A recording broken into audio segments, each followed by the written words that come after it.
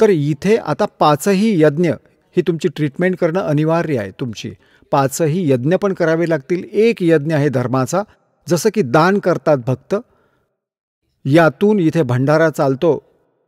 आश्रम बनवला जात आहे. तुमच्या रजया गाद्या यांची व्यवस्था होते. दुःखी आत्मे येताच इथे शांती प्राप्त होते. भगवानाची कथा ऐकतात. तर तुमच्याद्वारे दिले गेलेले दान तुम्हाला आबाद करेल. हे स्थान आहे हे दान करायचे. आणि एक यज्ञ आहे धर्माचा, दुसरा आहे ध्यान. परमात्म्याची आठवण सतत राहणे, त्याचा विसर ना पडो, त्याची राहून राहून आठवण यावी. दिस इज मेडिटेशन. तो हठयोग मेडिटेशन नाही त्या संतांचा. हा सहज समाधी, सहज ध्यान आहे. याला ध्यान म्हणतात. तिसरा यज्ञ आहे हवनाचा. इथे देशी तुपाची ज्योत लावली जाते. हा हवन यज्ञ असतो. आणि चौथा एक प्रणाम, जसे तुम्ही दंडवत प्रणाम करता, हा पण एक यज्ञ होतो. आणि 5वा यज्ञ आहे ज्ञानाचा. स्वाध्याय करणे, सत्संग ऐकणे, हा ज्ञान यज्ञ आहे. तर जसे हे यज्ञ करत राहिले तर त्याचा पण फायदा आहे. परंतु जोपर्यंत हे नाम नाही देणार, हे तर ग्लुकोज आहे. हे 5ही यज्ञ समजा हे ग्लुकोज आहे. आणि केवळ शरीराला सपोर्ट देण्यासाठी, रोगनाशक नाही आहे. यासाठी हे मंत्र, जे मंत्र आहेत ते रोगनाशक आहेत. आणि यांच्याशिवाय कोणता लाभ नाही. तर हे 5ही यज्ञ आणि सोबत हे मंत्र ओम, हे पण ब्रह्मला देऊ, हे आपण सोडून देऊ. याचे प्रतिफळ आपण नाही घेणार. आणि जो प्रथम मंत्र तुम्हाला दिला जातो,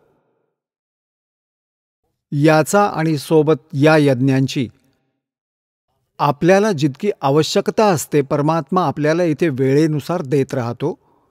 आपण खूप मर्यादेत राहू, सत्साधना करू, तर परमात्माच आपल्या सगळ्या भक्तीची रक्षा करतो. योगक्षेम म्हणजे भक्तीची रक्षा तोच करतो. सगळ्या प्रकारे व्यवस्थित ठेवतो. आपल्याला धन व्यर्थ करू देणार नाही. आपण अर्थहीन डिमांड करतो, हे बनवा, हे बनवा, हे करा. जर तो भक्तीची इच्छा करतो तर ही बकवास सोडायला लागेल. भगवानावर अवलंबून राहावे लागेल. जे परमात्मा देईल, करेल तेच योग्य असेल आपल्यासाठी, आपल्या हिताचे असेल. जसे तुम्ही हॉस्पिटलमध्ये गेलात डॉक्टरकडे, आता डॉक्टरने तुम्हाला ॲडमिट केले, तर तिथे रुग्णाचे नाही चालत बिलकुल. रुग्णाचे नाही चालणार काही, फक्त डॉक्टरचेच ऐकले जाईल. आणि डॉक्टरचे ऐकण्यात आपले हित आहे. तुम्ही इच्छिता की आपण थोडीशी साखर खाऊ, डॉक्टर म्हणतो तुम्हाला शुगर आहे, स्पर्शही करू नका, तरी तुम्ही खाता तर मारा. तुमचे BP हाय झाले आणि तुम्हाला मना केले की मीठ खाऊ नका, तूप वापरू नका, आणि तुमची तरी पण इच्छा आहे की तूप खायचं आहे. डॉक्टर तर अलाउड नाही करणार, तरी तुम्ही खाल्लं तर मर बाबा. तर असंच इथे तुम्ही पहिल्यांदा जे प्राणी येतात ते दुःखी येतात की आमच्या संकटाचं निवारण होऊ दे, आमचे दुःख दूर होऊ दे, आम्ही धनी होऊ दे. तर ही तर तुम्ही पदराला पक्की गाठ बांधून ठेवा, हे तर होईलच होईल. तुमचे संकट पण दूर होईल, तुम्ही धनी पण व्हाल. कारण की ही प्रोसिजर अकॉर्डिंग टू शास्त्र आहे. या शास्त्रानुकूल साधना आहेत, भगवानाचे विधान आहे, याने फायदा होणारच होणार. परंतु केवळ हे ज्ञान यासाठी दिले जाते की तुम्ही इथपर्यंत मर्यादित राहू नका. आज एक संकट निवारण झालं तुमचं आणि तुम्ही निघून गेलात, ठीक झालात, आपल्याला आराम मिळाला, आता काय गरज आहे इथे यायची. आणि मग 20 अजून येतील, कर्माचे माहिती नाही, मग त्यांना कोण संपवेल.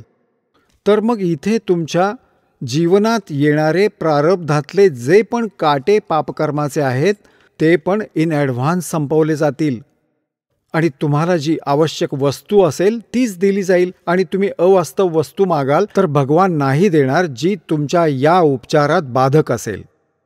आपण ऐकत होता जगद्गुरु तत्वदर्शी संत रामपालजी महाराज यांचे मंगल प्रवचन, ज्यांच्या शुभ आशीर्वादाने संपूर्ण विश्वामध्ये 500 पेक्षा जास्त नामदीक्षा केंद्र आहेत, जिथे निशुल्क नामदीक्षा दिली जाते. निशुल्क नामदीक्षा प्राप्त करण्यासाठी आणि अधिक माहितीसाठी संपर्क करा 7030303951 7030303952.